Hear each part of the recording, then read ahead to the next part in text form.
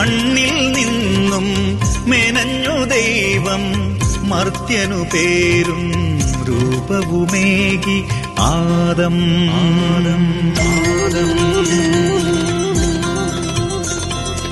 ആദം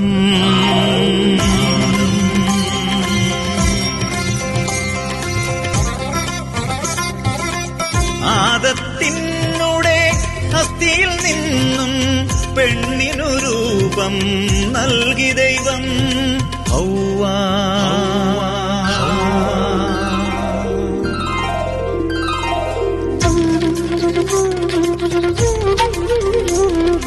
പറുദീസ എന്നൊരു തോട്ടത്തിലവരെ പരമസുഖത്തോടെ വാണിടുവാൻ പരിചൊടു കൽപ്പന നൽകിയയച്ചു പരമപിതാവാം ദൈവം.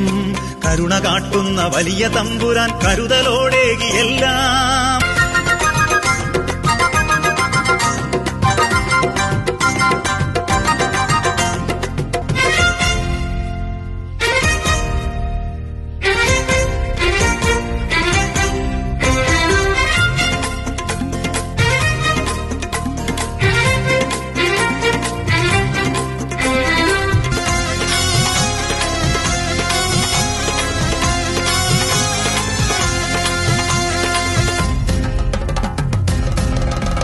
പാമ്പിന്റെ രൂപത്തിലെത്തിയോരാ പൈശാചിക ശക്തി തന്റെ വാക്കിൽ വീണുപോയ പെണ്ണു തീക്കനി തിന്നു കൽപ്പന ലംഘിച്ചു പാപമേറ്റു.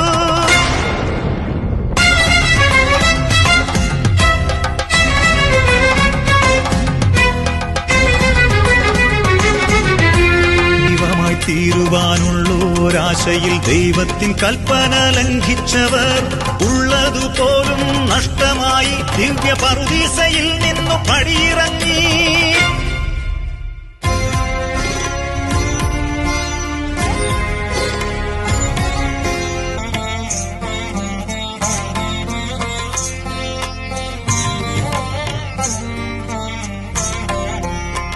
കാലം തികഞ്ഞപ്പോൾ കൺമണിയായി കായേനും ആബേലും പിറന്നു.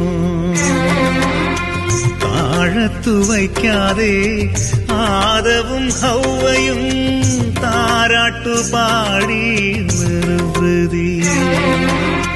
കായേൻ വളർന്നു കരുത്തനായി കാരിരുമ്പിൻ കട്ടിയുള്ളിലേറി. ആബേൽ വളർന്നു വിനീതനായി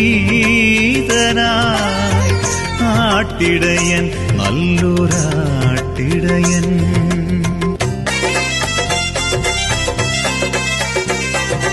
അരുമയമാടിനെ കാഴ്ചവെച്ചു ആബേൽ ദൈവാനുഗ്രഹം ഏറ്റുവാങ്ങി. നല്ലതു ദൈവത്തിൻ സന്നിധിയേകാത്ത കായന്റെ ബലിയോ തിരസ്കൃതമായി. അതു കണ്ട കായന്റെ ചങ്കിനുള്ളിൽ കലിയേറി കാലുഷ്യം പെരുകി വന്നു.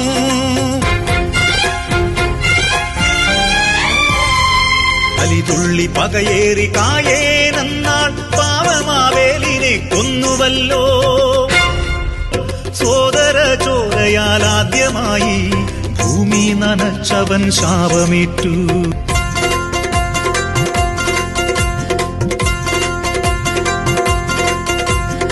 ആർത്തിയസൂയ ഉള്ളിലേറ്റി കായന്മാരൂഴിയിൽ പെരുകുമ്പോൾ പാവമാവേലിൻ നിലവിളിയെന്നും ഉയരുക